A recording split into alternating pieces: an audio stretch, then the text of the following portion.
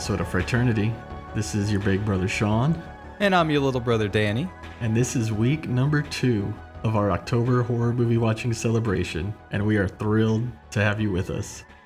Whether you call it 31 Days of Horror, or Shocktober, or perhaps you choose to watch something like Fear Fest, Halloween, or Terror on Tubi even, either way, we hope you're enjoying yourself. Yeah, we're ready to get into another movie and have some fun for October.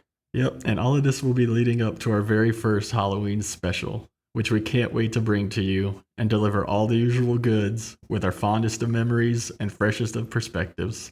So Danny, let me ask you, during Halloween, did you ever find any of Farmer Vincent's fritters in your Halloween bag? No, I didn't, but I kind of wish I had. Kind of want a taste of it. Wouldn't you just try it at least once? Maybe a bite. Yeah, that's unfortunate because I never got any either. And as you know, it takes all kinds of critters to make Farmer Vincent's fritters. So the movie we will be talking about today is none other than Motel Hell. But before we get to the film, I thought we could get into the food theme of things and discuss Halloween candy. What do you say? Yeah, let's talk about it. Let's talk about some memories of Halloween. Yeah, let's start off on a controversial subject. Candy corn. For or against it? You know, I love candy corn. I just have to admit it right now. I don't understand the hate for it. You know, my candy corn conspiracy is that no one has really tried it or given it a chance, and that's why, it's just this kind of spiraling rumor that candy corn sucks. But I love candy corn. Like, I could munch on it all day. It's a great snack. I always loved having it in my bag, and I always took my friends' candy corn, so I had a never-ending supply. So I'm totally for it. But what about you? First, did you just say cornspiracy? All right. Honestly, I don't really eat candy corn these days. I don't think I have anything against it. I just don't partake. I did when I was a kid. And I guess from my experience as a kid, I would say that there's nothing wrong with candy corn, but there is something wrong with those really thick candy corn pumpkins. Oh, I love the pumpkins. Oh no. Those are my favorite, the pumpkins. Yeah, I think last year I bought a bag of just the pumpkins. Right. Oh man, that's I'm not a kid anymore. I can just buy my candy. But there's something special about getting it, trick or treating. Yeah, well, R.I.P. to your teeth. So, whenever you did trick or treat, what were some of your favorite candies? My favorites, candy corn was definitely a big one up there. But I liked Smarties. And if you're in the UK or any other part of the world, to you, Smarties are kind of like M&Ms. But for us in the US, Smarties are this like chalky candy. And for some reason, I really like that. I don't know. I think I just liked a lot of weird, shitty candy. Okay, I gotta say, I'm anti Smartie. Yeah, Smarties were another one where I would just take everyone's Smarties, and I had this giant pile of Smarties that I would just, eat through November.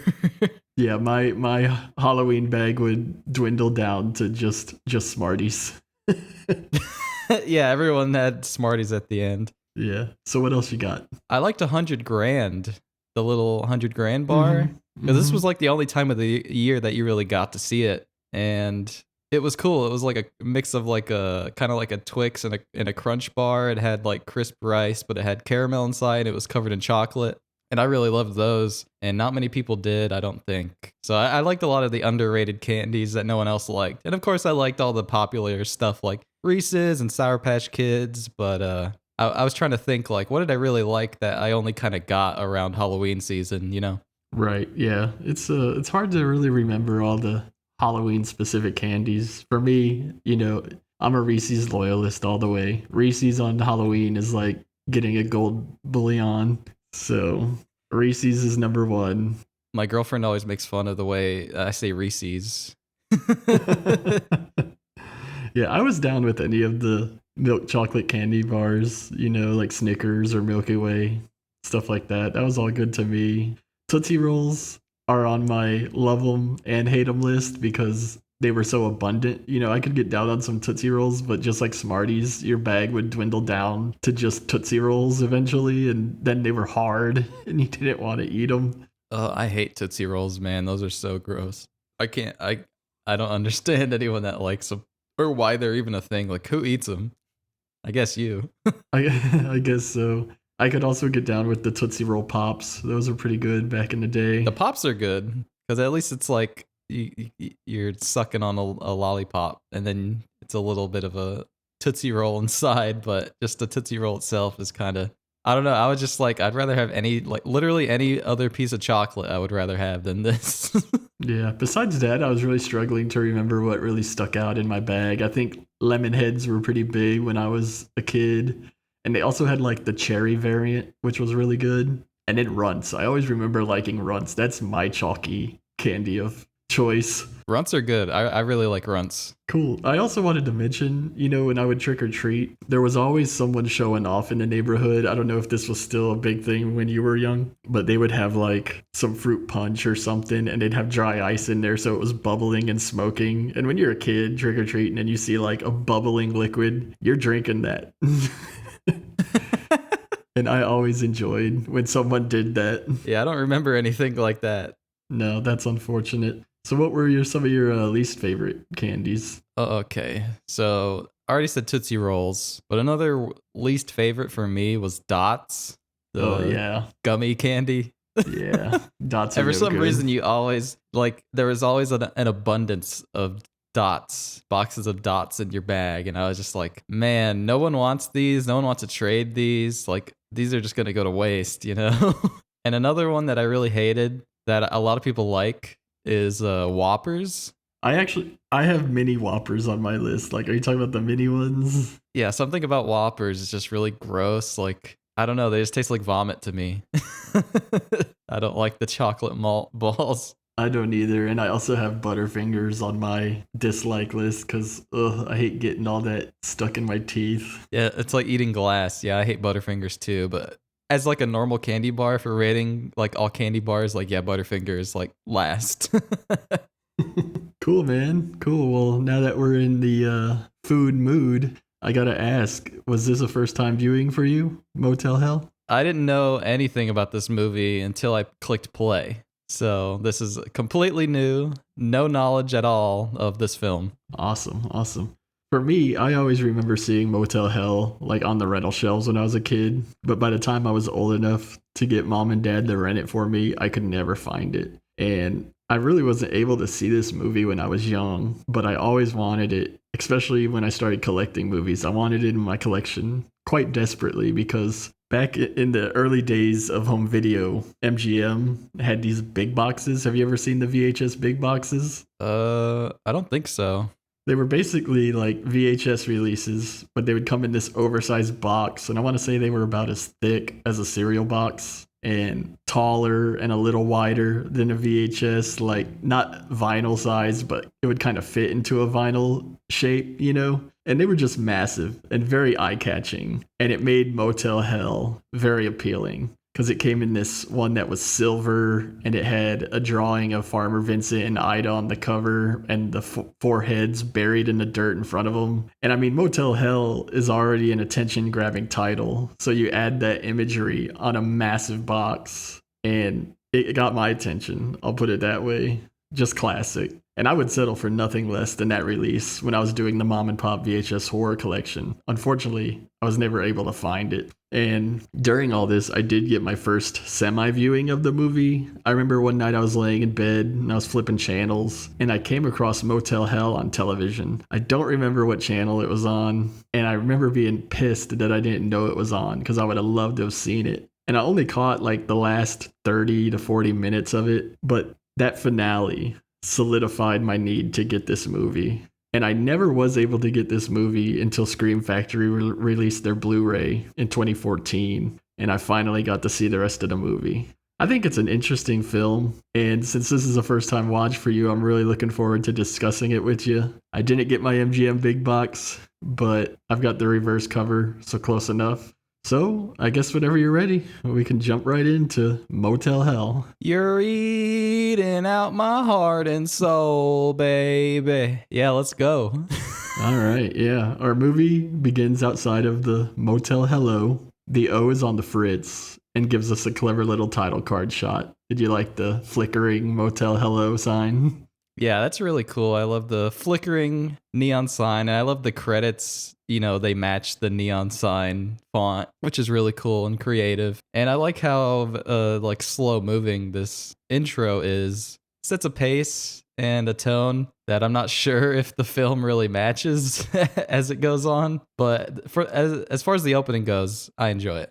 Yeah, I love the Motel Hello sign. It's dysfunctional, a lot like the plot in this movie and the movie itself in some regards. So we meet our main character, Farmer Vincent, sitting on his rocker on the porch, having a smoke. And after a few moments, he goes inside and grabs some shotgun shells along with the shotgun itself. Then he peeks into a room and he sees his sister Ida. She's dead asleep. And there's this televangelist preaching on the TV, which will become a bit of a trope, which I find hilarious in the film. Did you know this first televangelist is the guy that plays Guy later on? No, I did not know that. Same actor. Thought that was interesting. Okay. So Vincent turns the no vacancy sign on and he heads out into the night. And as he drives off, we see a billboard for Farmer Vincent's Smoked Meats. We join Vincent. He's out in the woods. Appears to be a late night hunt or something along those lines. But soon we hear an engine of a motorcycle approaching. And there's a couple traveling down the road when suddenly a shotgun blast rips through their front tire and causes them to crash. Vincent pulls his truck up to the crash site and he begins to retrieve the bodies. And he walks over to the female rider, who we'll learn is a woman named Terry. And it's pretty clear, despite whatever his intentions are here, that he's kind of taking a liking to her. And eventually he even brings her home while Ida cooks a rather large breakfast for herself, possibly, and ends up putting Terry in Granny's bedroom. So that's our first introduction into the world of Motel Hell. We know there's a dark secret behind this family, not quite sure what it is. They're very eccentric. I like Ida singing in the morning while she's cooking breakfast, Clearly. They're just fun to watch. Yeah, Vincent and Ida are an interesting couple. Then we cut to a brief scene where Vincent's slinging his meat. We got a couple inquiring about a purchase, and they got these two noisy children making a ruckus. And they end up sending the girls outside, and the girls end up going and exploring where they shouldn't, and they go into Vincent's smokehouse.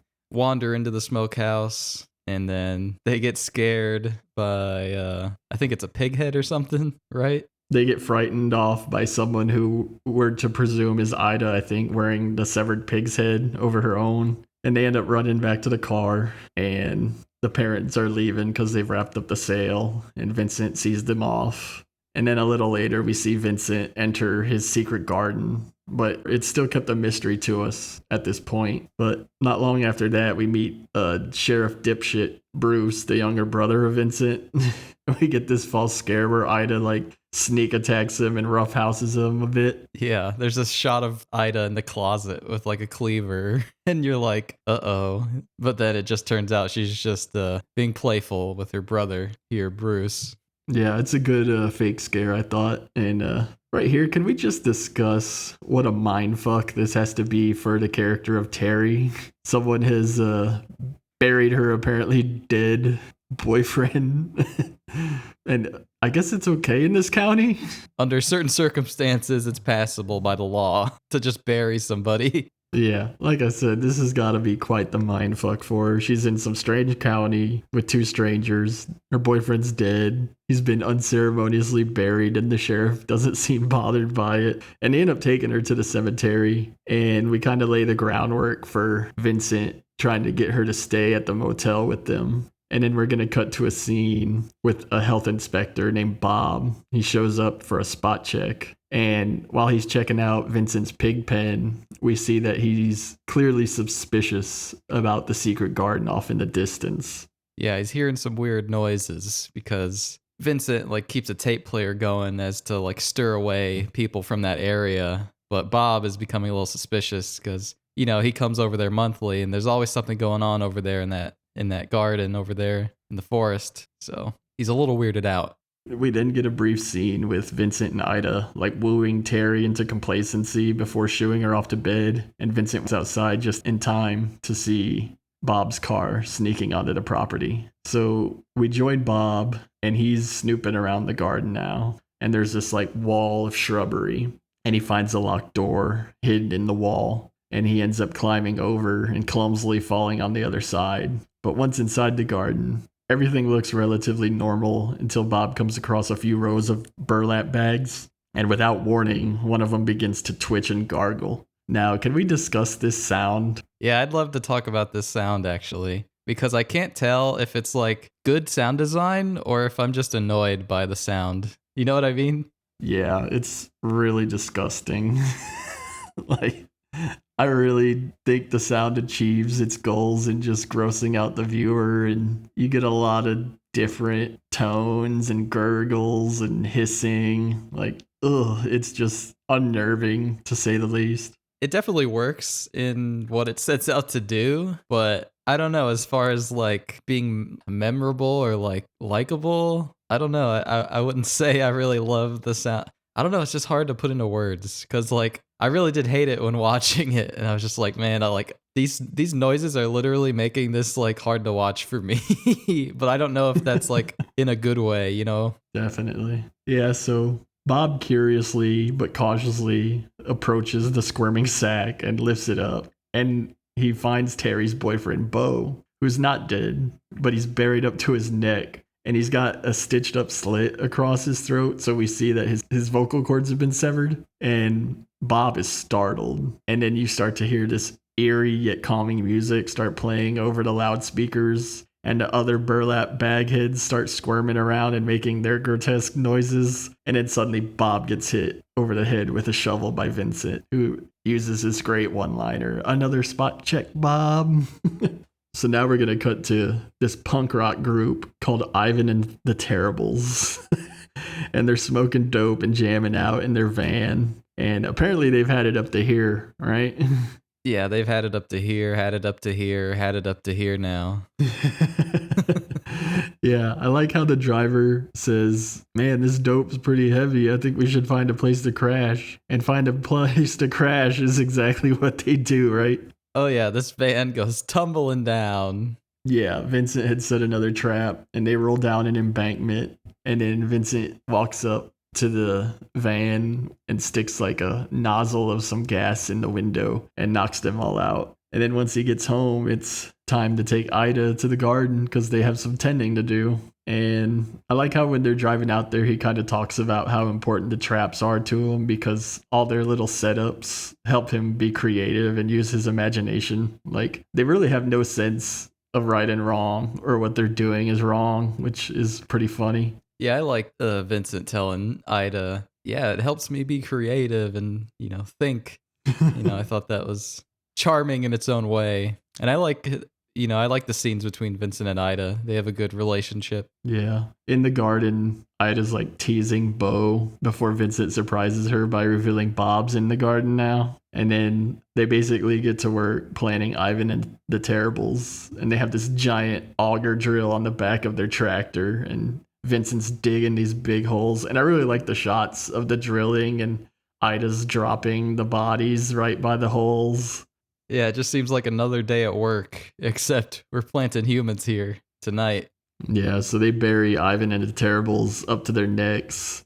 And then we get that famous line where she's like, "They sure are some weird looking critters, aren't they?" And Vincent says, "You know as well as I do, it takes all kinds of critters to make Farmer Vincent's fritters."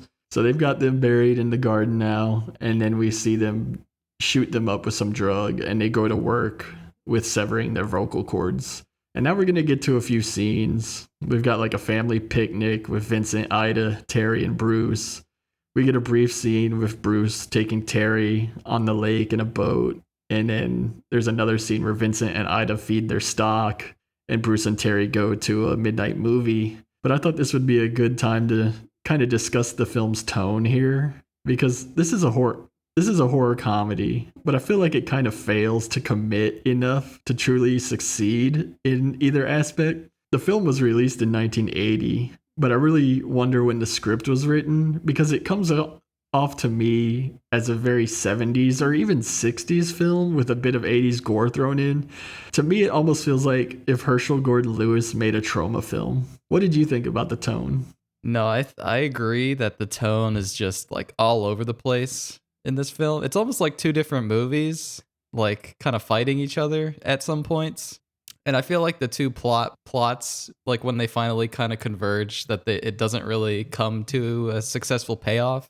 And yeah, I do agree the script does feel very 70s, like early, maybe early 70s, late 70s. Probably had development issues and wasn't able to get out until the early 80s, 1980. And that's one of my biggest problems with this film is like, I just feel like it doesn't know what it wants to be, because I feel like a lot of the comedy for me personally doesn't really work, and like they don't commit enough to like good enough jokes. And they have this kind of weird creepy vibe that I think kind of does work. Like I said in the beginning of the film, like it kind of has this ominous tone with Vincent like stalking in the forest and watching the crash, and him in his secret garden and him and Ida at the secret garden. I like all those scenes. But then here's when the film kind of introduces the love triangle aspect of the film, which I think I do not care about at all. It's just really odd to me. Yeah, I think they failed to make Bruce as likable as the doofus hero should be. And I agree with almost everything he said. I think there are good bits of horror in the movie, but the comedy just misses the mark.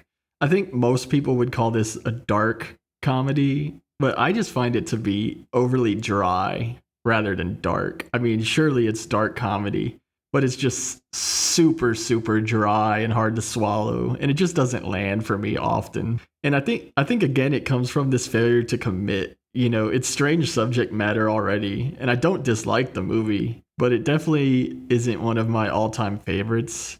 It's sort of like that meme, when you ask your mom for something, she says, "We got that at home." It's like if you said to your mom, "Mommy, I want Texas Chainsaw Massacre," and she said, "We have Texas Chainsaw Massacre at home." This would be Texas Chainsaw Massacre at home.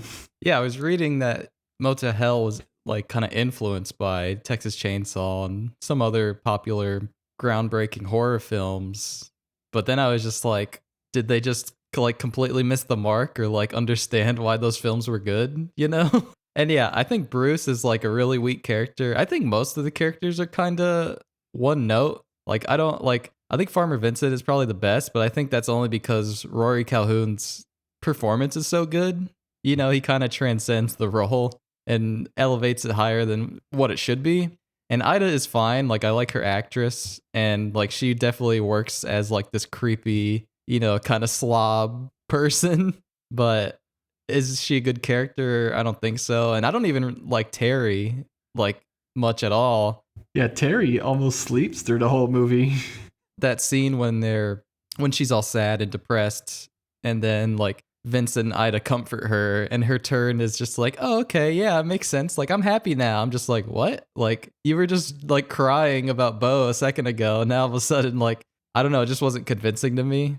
And then I think Bruce is the worst offender. Like if I had any way to fix this movie, I think it would be Bruce, because yeah, he is like totally unlikable, and like he does some sex pervert shit on Terry, and it just comes off weird, and he doesn't really get going until the end. Yeah, I think you would need to make Bruce a lot more likable. And if you really did want to go down the love triangle route, you could kind of make him more like, relatable in the unrequited love aspect. Maybe he like, accepts that Vincent and Terry like each other, but it isn't until he finds out all the bad stuff that Vincent does that he, decides to, turn against them or something like that. Just make him more relatable and more likable. Because like I said, I don't really like any of the characters in this film all too much, which is a shame because I feel like they're always like kind of interacting, and it is kind of a character story where the characters kind of suck. I almost wish they would lean more into the horror aspect or the comedy aspect, because we haven't gotten to this scene yet, but one of my favorite scenes is like so over the top and stupid that it's the moment the movie lost me, but it's also the moment that like I was just like, okay, like I like this part. I think you know what I'm talking about. We did get a funny bit when Sheriff Bruce was clearing out Lover's Lane so he could get that parking spot overlooking the drive-in movie screen. We got some boobs and bush of a young lady running out of the backseat of a car, and we almost got some wang, but they end up fleeing the scene and trading paint and smashing fenders with another young couple as they flee. And yeah, that's where Bruce eventually does get all date rapey with Terry, and meanwhile, Vincent has set up a pretty creative trap, and he's caught two young women in the trap. One who might be carrying a recently received venereal disease. Do you want to explain this trap? Vincent has set up like these cardboard cutout or these like wooden cutout cows on the street, right?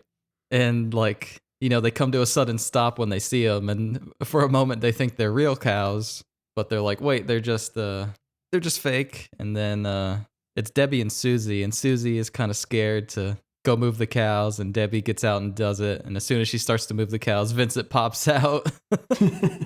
Yeah, he grabs her, puts her out with the gas, and the other who's the other chick? Susie? Susie, yeah. Yeah, Susie leads him on a chase, and Bruce ends up catching wind of this over to CB, and he goes to try to catch up, but he ends up stuck in a pothole and getting there a day late and $1 short, and Vincent gets the upper hand and goes like full Norman Bates here, and he pushes the vehicle into the marsh with his truck. And later on, Vincent and Ida are once again tending to their livestock in the garden, and they suddenly hear a horn. And now we're going to meet a couple of swingers, and we find out another ingenious method Vincent and Ida use to trap their victims is through an advertisement for the motel in the back of a swingers magazine. Did you like the swinging couple? Yeah, this is my favorite sequence of the film. Oh no. Is right here with the swinging, because it's so stupid and ridiculous that it just like elevates it for me, or it's like, this is so dumb that I love it, you know? Whereas the rest of the movie kind of like doesn't work for me in some ways. Like, this is where they kind of like totally commit, as we were saying. Dig it. I can dig it. Yeah, I love Guy. Don't forget to do your stretching exercises. Ooh, stretching. Yeah, the couple is ready for action, and Vincent and Ida give them the keys to cabin 1, and we are definitely off to a very ridiculous scene with the woman is into whips, and she's demonstrating this by just wrecking the room. And Guy comes out of the bathroom cross-dressing in like some rubber tutu ballerina getup. Yeah, she tells him to shave, and he's scoffed. He's like, you know, I always do. Yeah. And then she's lubing him up, and Vincent and Ida show up. Let's get greasy. Oh man, I love the serious look on Vincent and Ida's face, and the couple just mistakes it for bondage play. Is this doggy style? No, ma'am. Hog. Could you put your hands behind your back, please? Yeah. They're just so willing to do. They're just, you know, this is the troubles of being a sexual deviant, I guess. You get caught into some, you get kidnapped. Yeah. You're not too careful. You become human cattle. I don't know. Like, it's so like vapid and stupid that it gets me every time. Like, I can't watch this scene without smiling. Just thinking about it, I just want to watch it again. Like, if you have to watch a scene from this film, just look up the swingers part of Motel Hell. Oh Jesus. So yeah, Vincent and Ida end up gassing the swingers, and they're done. They're in the garden. They're planted. And we cut to the next day, and Vincent and Terry are bonding. And as Vincent offers to teach her how to smoke meats, he warns her that not everyone has the stomach for it.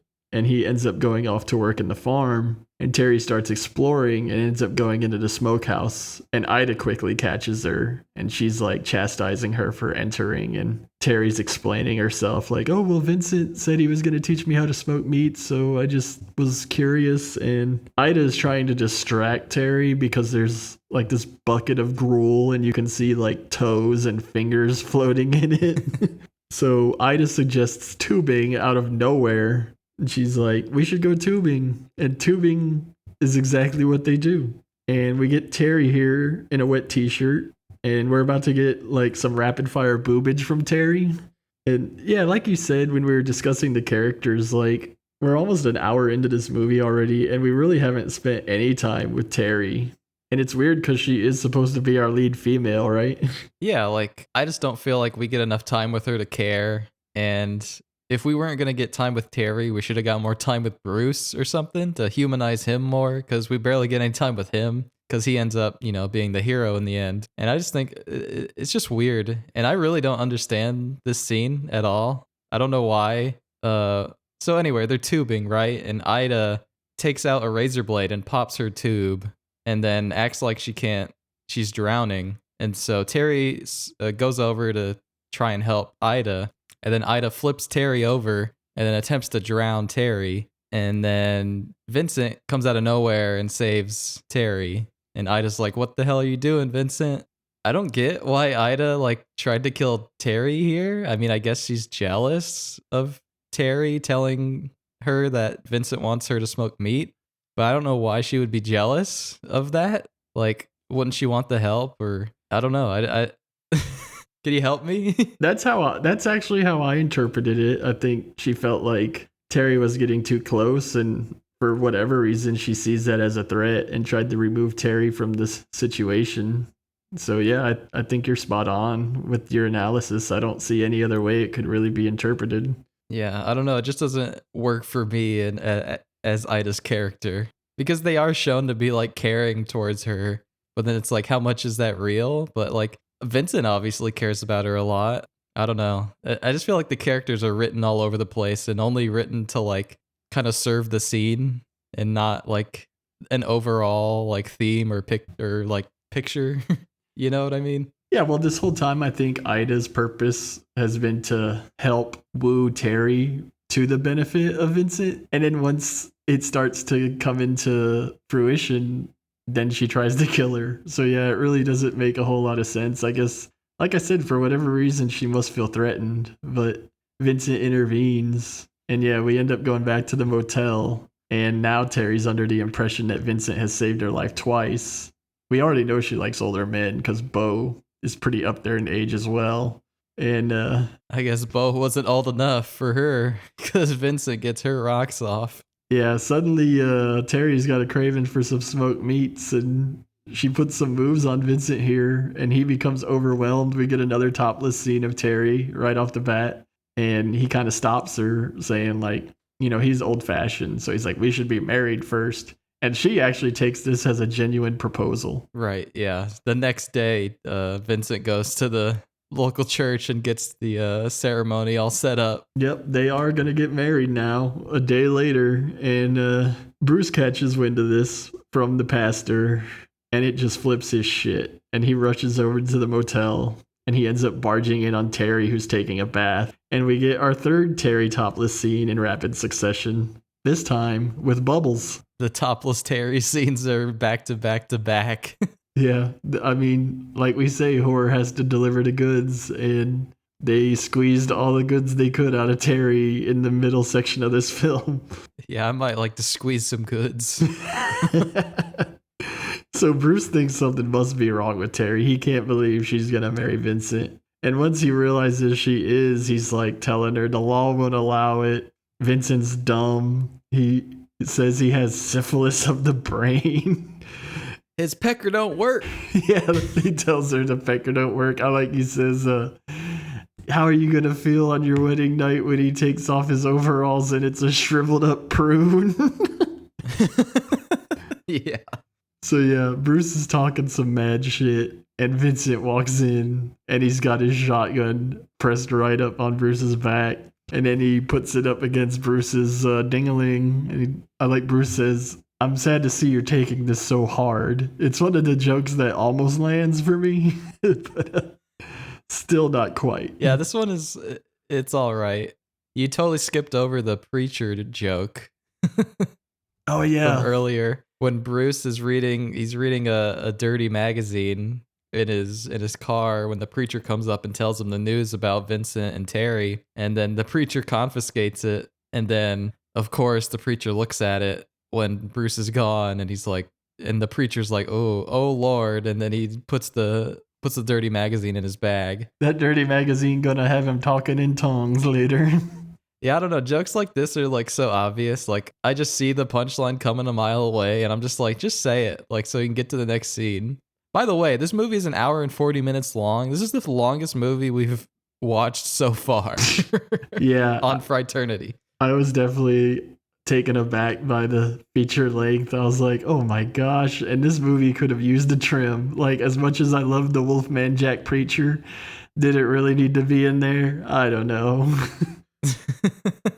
Yeah, it's a bit unnecessary. Yeah, there's a lot you could cut, I think, and it would be a tighter film and maybe less like all over the place. Because like there is no reason for this movie to be an hour and 40 minutes. Like it could easily be 90 or 80 minutes and be as effective, and I think more effective.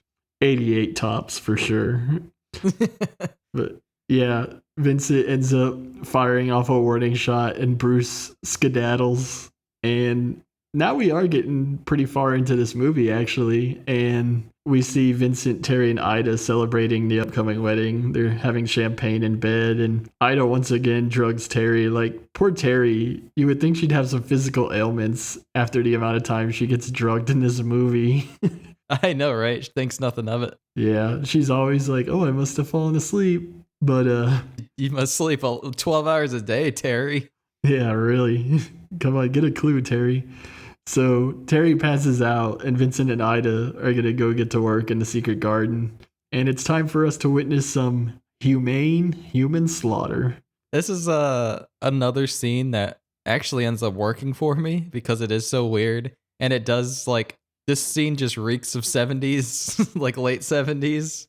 Before we get to that scene, too, we do see that Bruce is starting to do some investigative police work. And we get a couple cuts to him, like, looking at things like the cars in the lake, and he finds shotgun shells in the tire of Terry's motorcycle. And the bottom line there is he's starting to put it together. So we go back to the secret garden, and the three male members of Ivan and the Terribles, they're ripe for the plucking.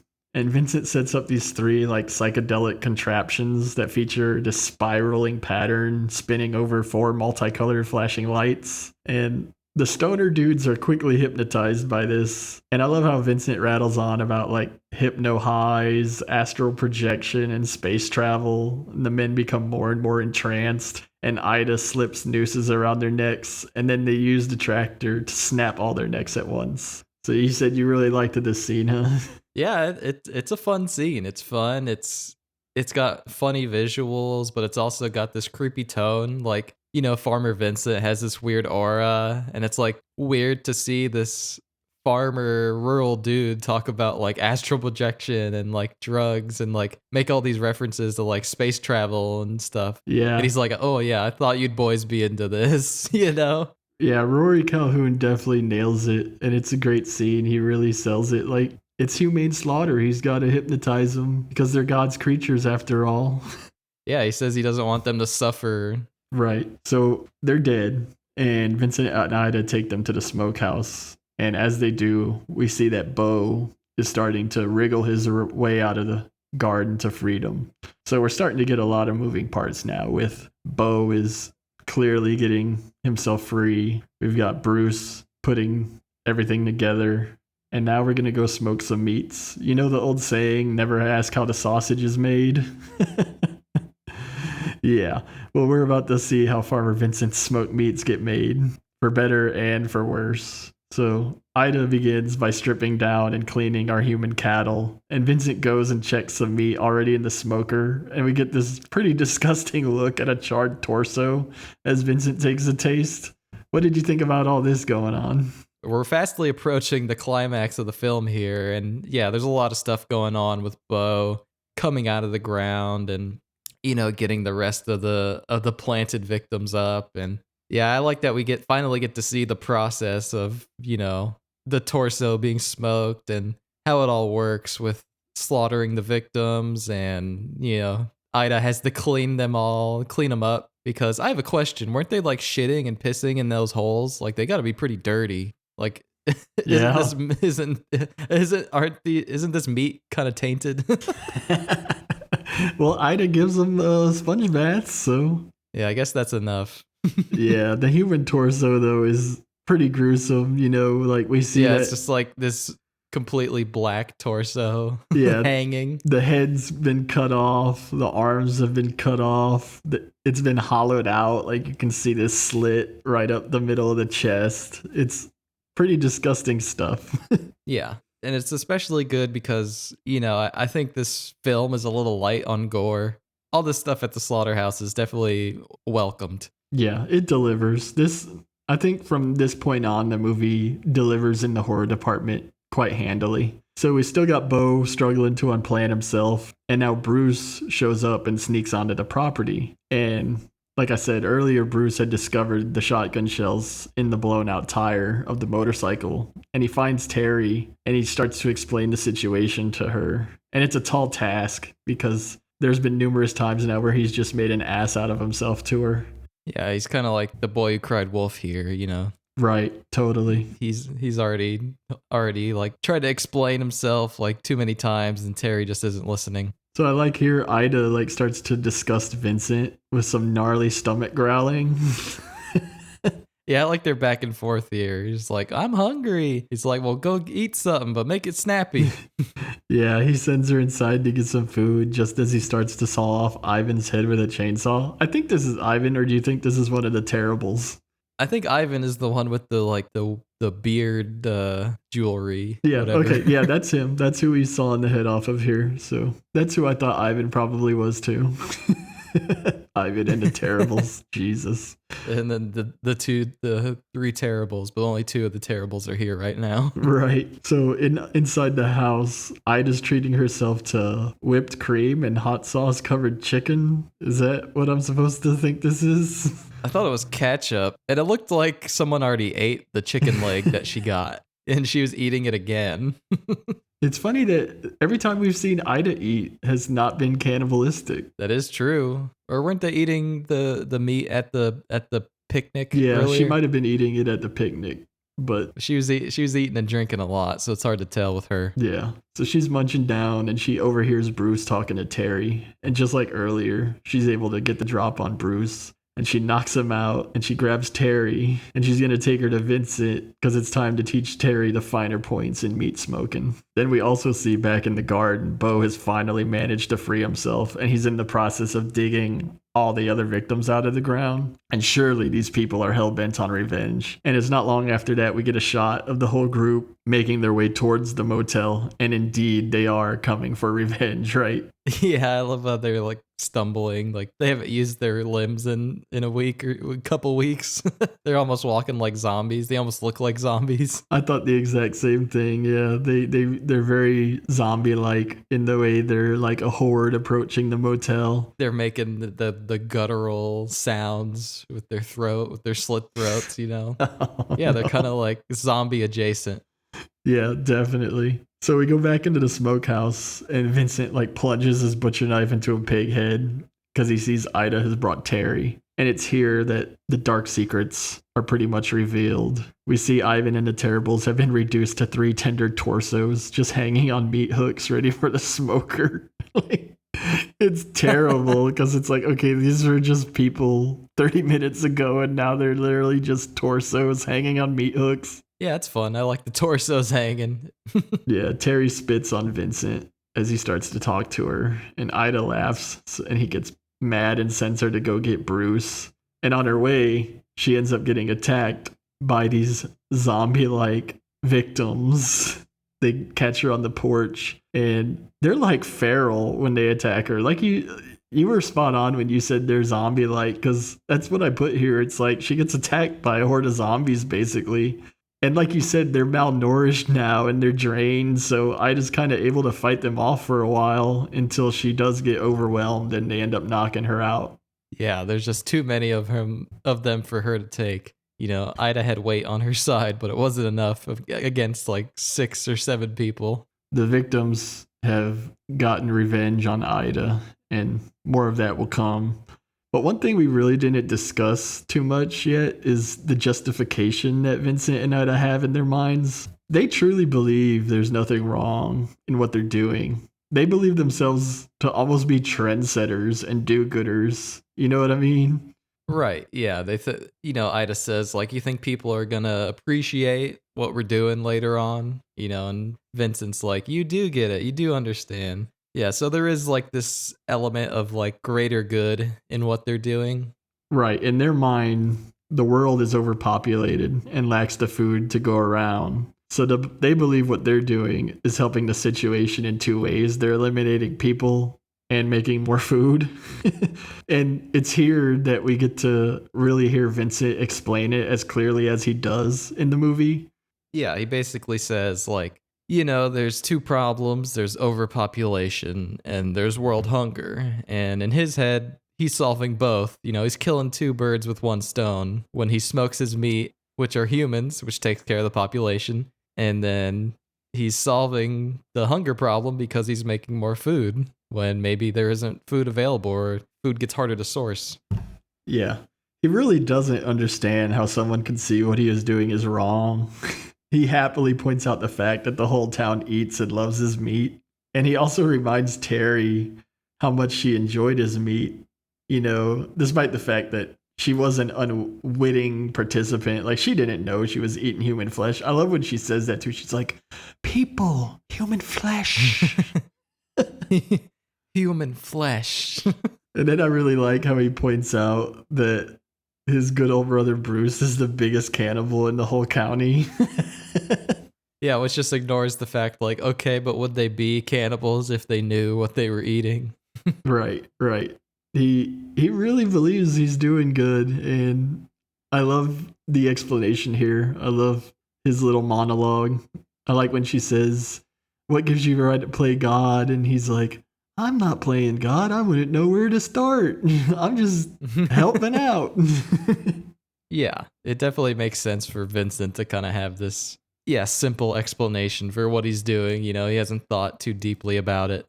So Vincent's loading the torsos into the smoker, and Terry uses this opportunity to try to escape, but the door's locked from the outside, and Vincent approaches her with the gas mask, and he ends up putting her to sleep again, and he puts her on this conveyor belt.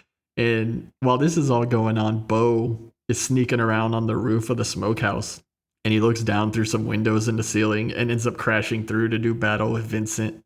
The two men, they brawl all through the smokehouse. I like Vincent even beats him with his meat.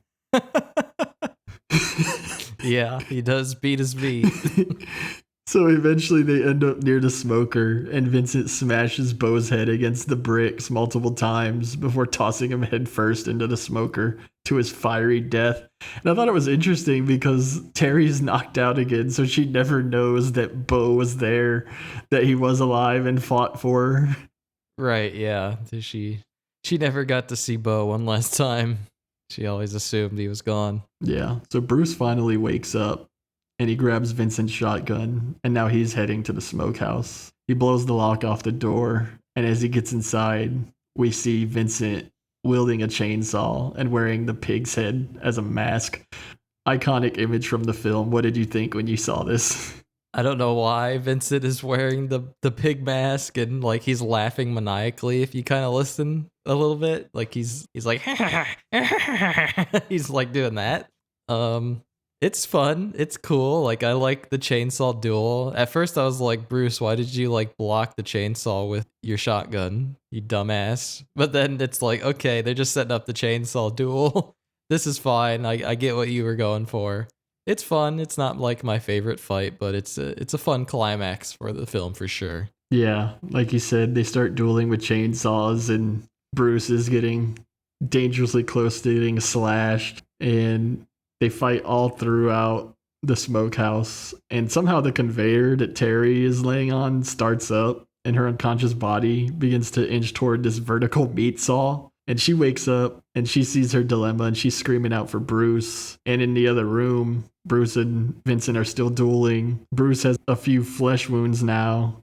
And eventually Bruce swings the chainsaw at Vincent, and he misses, but his blade gets caught in a wooden support beam. And Vincent takes the opportunity to swing his chainsaw at Bruce, who ducks under it, and he misses, but the momentum causes him to stumble into the spinning blade of Bruce's chainsaw, and you see it just rip into his side and into his stomach, and he screams out in pain. Ugh. Pretty graphic ending to a chainsaw fight, right? Yeah, I like the gore that you see come out from his side and his screams. It's very simple, and it's not like the goriest thing. Like I said, this film hasn't been that gory, but this little bit of like almost realistic gore is pretty fun. Yeah, then we get this really ridiculous hero shot of Bruce swinging in on the meat hook to rescue Terry. Yeah, I wanted to talk about this shot. Was it? Do you like it or do you hate it? Was it necessary him swinging through?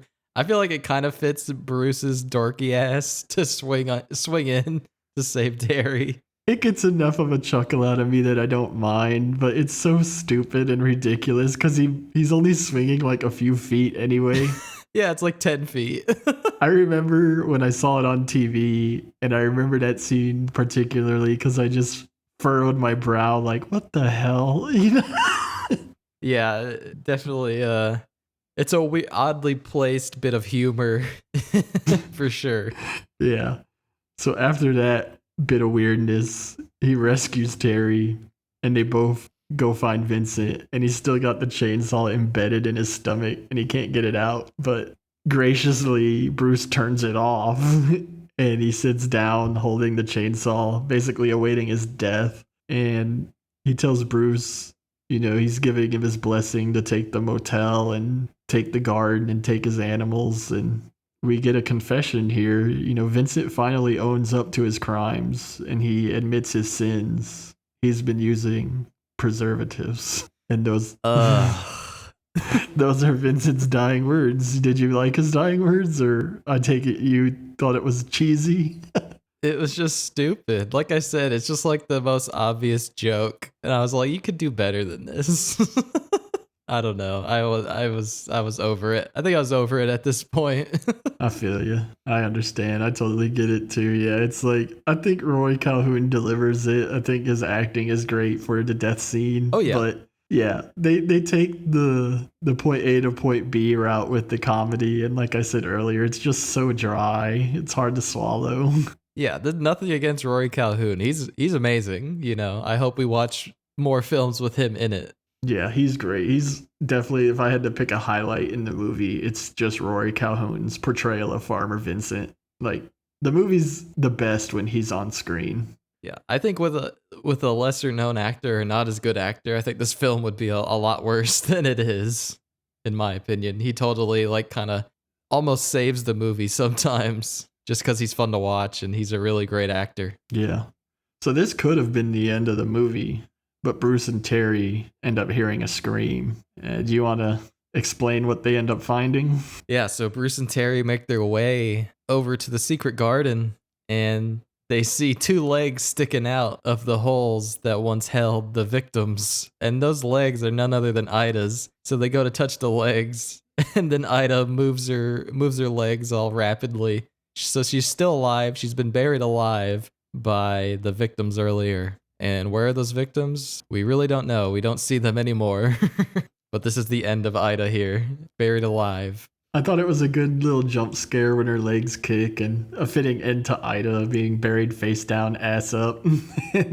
Yeah, I like this part. It's a little bit of humor that works for me in a nice way to see Ida go. Right. And what are Bruce and Terry to do? They just have to look on bewildered and helpless because they don't know about the garden. They don't know about the other people that were still alive. So they just find Ida buried here upside down. It's a interesting little bit of a finality. And then they're walking away. They're both leaving the scene, and Bruce is pondering an investigation, and Terry says, I think you should just burn the place to the ground. And Bruce kind of looks at her questioningly, and she says, it's an evil motel. And we see the Motel Hello neon sign one last time, and the dysfunctional O finally explodes and gives us the Motel Hell, and then our credits roll. And that's Motel Hell. Yeah, I think the movie was made just for that shot. Oh man, they were ready for that O to explode, and then the neon sign to read Motel Hell. They were like, hell yeah, this is gonna be cool, man. All right, so I have to ask, did you like this movie? I don't hate this movie, and I think it's watchable. It has enjoyable parts. I wouldn't say I like it, but I don't hate it. It's definitely in the middle for me. Definitely misses a lot of marks. It's too long. And I don't really like the characters outside of Vincent, but the only reason Vincent is good is kind of because his actor. So yeah, it has a lot of issues, but there are good things in this movie. There is stuff to appreciate, and at the very least, it's creative. It's a different kind of horror movie. It's a different kind of comedy horror movie. It's different, and I think it could work for some people. I could definitely see people liking this a lot more than I did. I just think this kind of is the type of horror movie that I just don't like, where it's just like, it doesn't lean too far into any kind of subgenre. You know what I mean? Yeah. There's no deeper themes in this movie. It's just a drive-in movie, and it's supposed to be fun, and too often it just doesn't stick the landing. Like, I like this movie. I don't really like this movie, and I don't love this movie, but I do like it. I think there's enough in it to enjoy. And I was thinking about it because we had a discussion, because a few people have suggested that we start adding in some movies that maybe you don't like and I like, or vice versa. And we were like talking about how we celebrate horror. So can we really do that? And I think this movie made me realize that yes, we can, because we're going to celebrate the good, the great, the bad, the weird, everything. There's still things to celebrate in this movie. It's just not an all-time great. I think it's a good movie to throw in if you're doing a 31 Days of Horror watch. It's very serviceable, and you'll have a semi-decent time with it depending on your tolerance and level of horror watching to begin. Like, if you're just getting into horror, definitely avoid Motel Hell. But if you've seen a lot under the sun and you haven't seen this, I think you should. Not every film is gonna hit for you, and I think it's fun to talk about films that you maybe don't like. And I think just the fact that we're talking about it here, is showing our appreciation for it, because honestly, who else is talking about Motel Hell?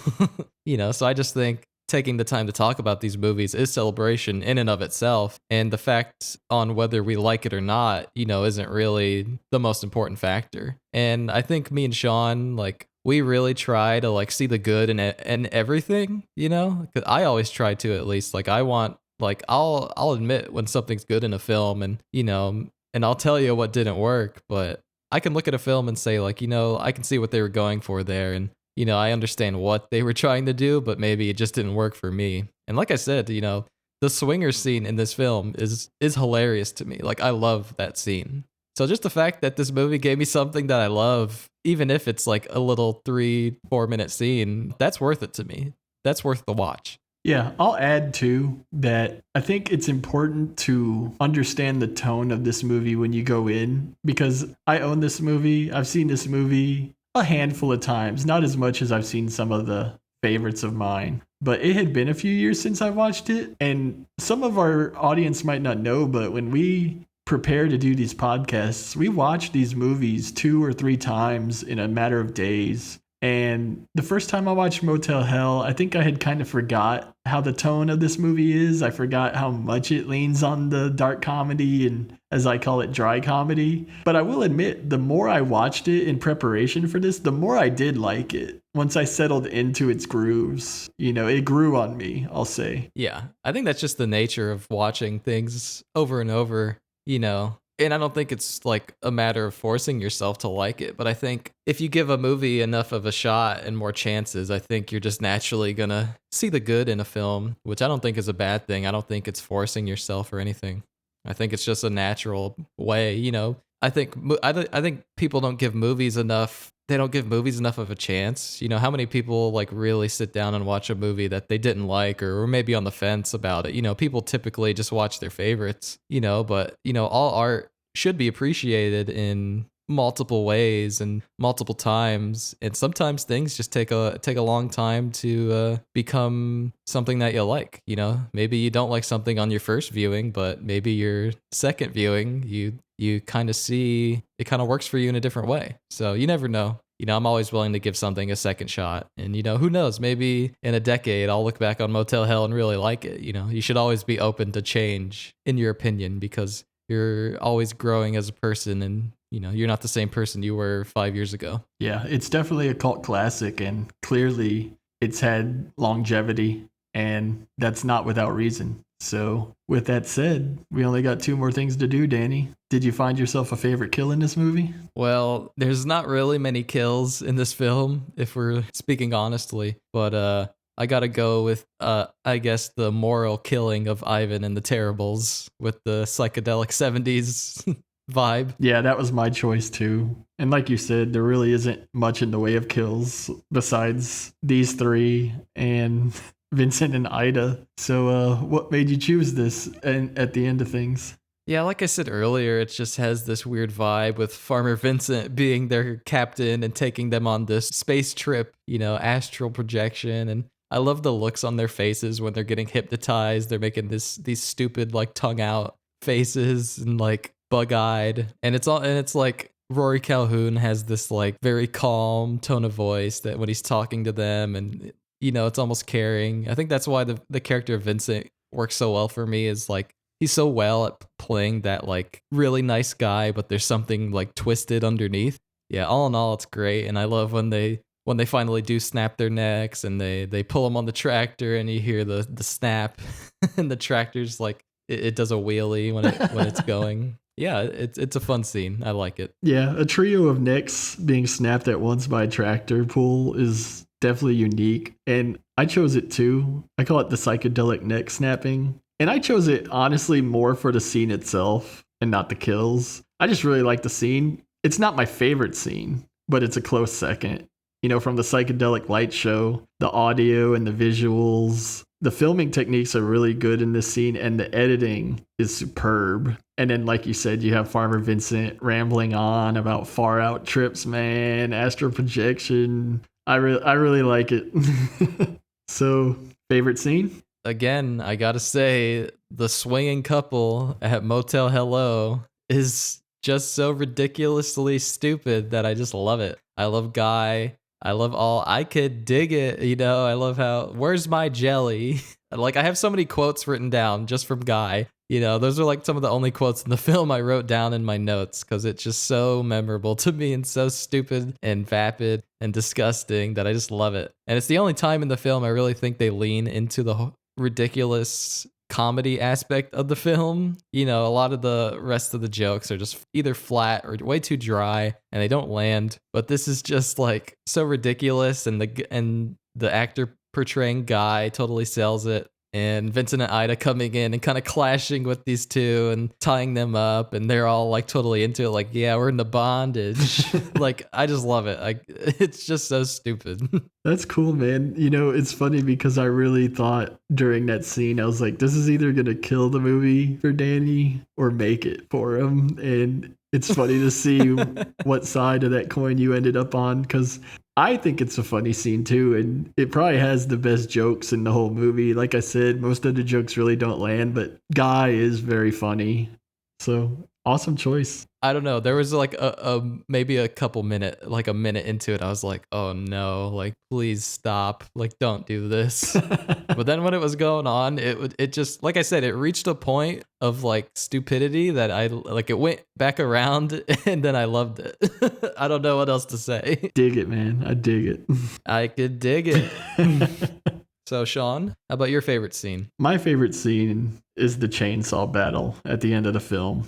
I often like to talk about classic or iconic scenes in a horror film, and I think this is definitely one of them. Horror is a genre that lends itself to subpar films being able to leave their mark with just one well-executed scene. And this is the scene that always caught my attention, whether it was my original viewing or seeing screenshots of this, or just even watching it today. It's still, the movie ends on a high note, and if you have the patience and tolerance to get there, I think the chainsaw battle is well executed and very enjoyable and very memorable. I don't think the film would have the cult following that it does if it weren't for this finale. Farmer Vincent wearing the pig's head and wielding the chainsaw, it's simply unforgettable and really delivers in a movie that, like we said, sometimes struggles to. So that's all I can really say about it. Yeah, that's a solid choice. And I think it's a great final battle for the film. It's, the climax of the film is really